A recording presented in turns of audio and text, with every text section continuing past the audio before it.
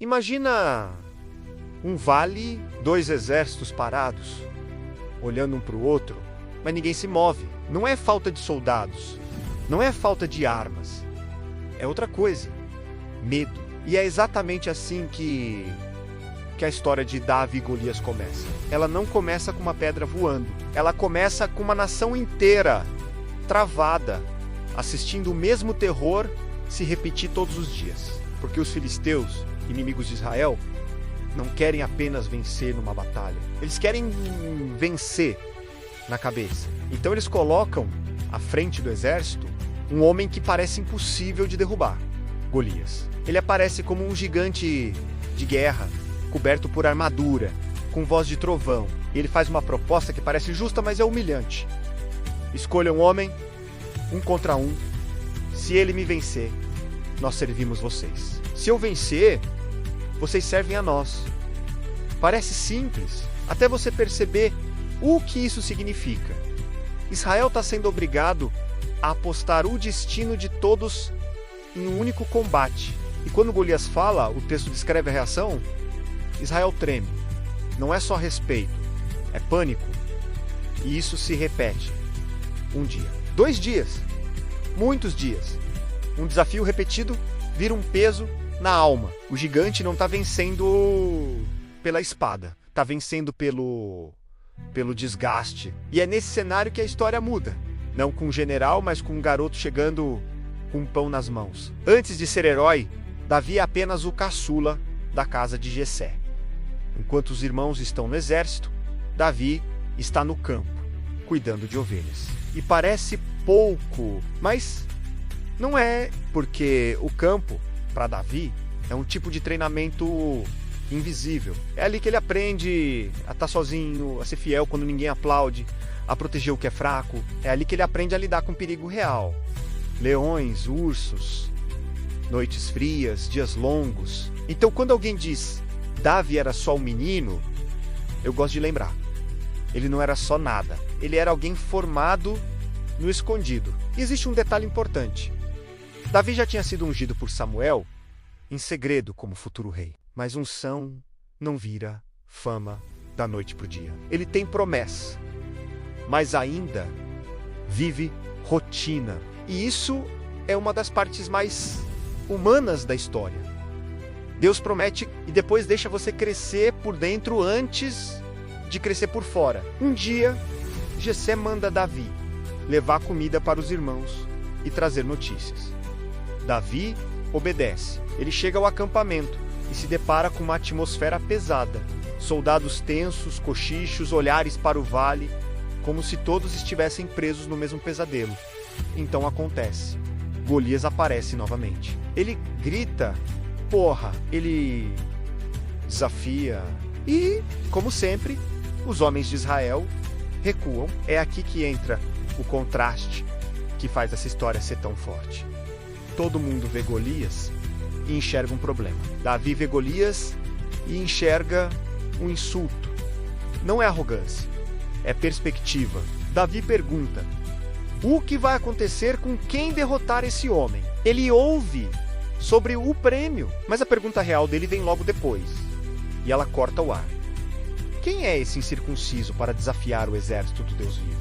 Repara, Davi não está dizendo, eu sou forte. Ele está dizendo, isso aqui é sobre Deus. Enquanto o exército inteiro pensa como vamos sobreviver, Davi pensa como podemos permitir isso. E é aí que o irmão mais velho, Eliabe, reage. Ele olha para Davi e explode. Você veio aqui para quê? Você só quer ver a guerra. Você é metido. Isso acontece sempre. Quando alguém aparece com fé e iniciativa, quem está preso no medo tenta reduzir essa pessoa a uma intenção ruim. Mas Davi não briga. Ele não perde energia se justificando. Ele mantém a mira no lugar certo. Ele simplesmente continua falando, perguntando, insistindo, até que a conversa chega aos ouvidos do rei Saul. Tem um garoto dizendo que enfrenta Golias. E aqui você sente o peso do momento. Uma nação sem resposta se agarra a uma possibilidade.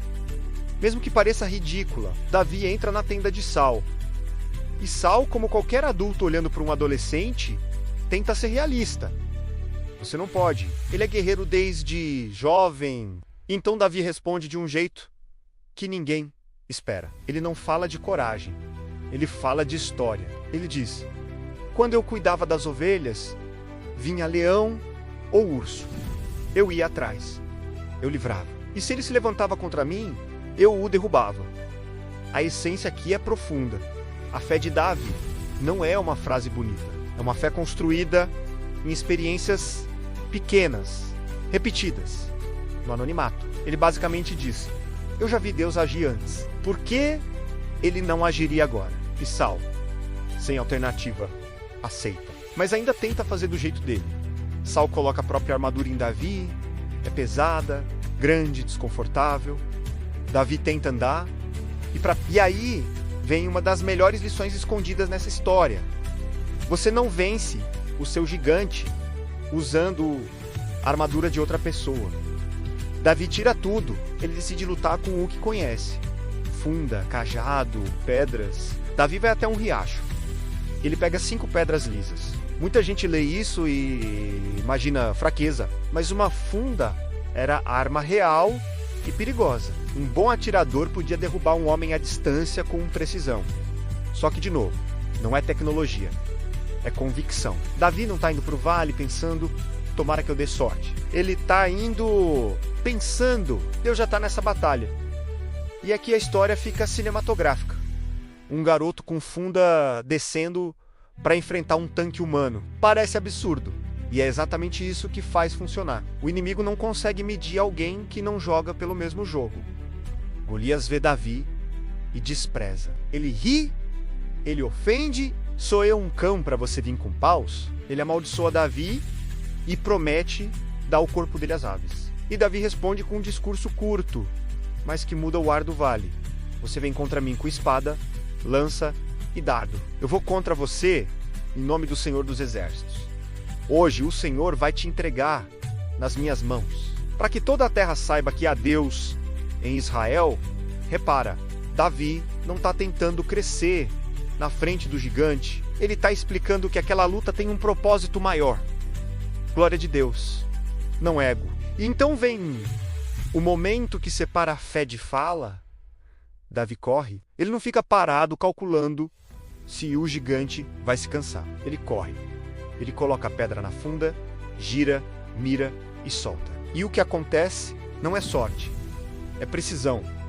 A pedra acerta e Golias cai. O vale fica em silêncio por uma fração de segundo. É como se o mundo tivesse que recalcular o que é possível. Quando Golias cai, o feitiço quebra. Israel, que estava travado, desperta. E os filisteus, que estavam confiantes, recuam. É incrível como o medo funciona. Ele não é só sentimento. Ele é um clima que contagia. E a coragem também. Um único ato de fé abre a porta para uma nação inteira se mover. De repente, a batalha que ninguém queria lutar vira perseguição. Israel avança. Os filisteus fogem. O gigante não foi só derrotado. O gigante foi um gatilho para mostrar que o pânico era maior do que a realidade. Agora, vamos ser honestos. Essa história não é um slogan do tipo: você consegue tudo se acreditar. A Bíblia não está vendendo otimismo. Ela está mostrando um princípio espiritual. Davi venceu porque tinha clareza de 3 coisas. 1. Quem Deus é. 2. Quem ele é diante de Deus. 3. O que realmente estava em jogo. O problema de Israel não era a falta de armas.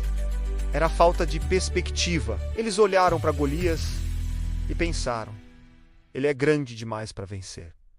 Davi olhou e pensou: ele é grande demais para errar. E mais, Davi não foi impulsivo. Ele foi preparado. O campo ensinou disciplina. O anonimato ensinou fidelidade.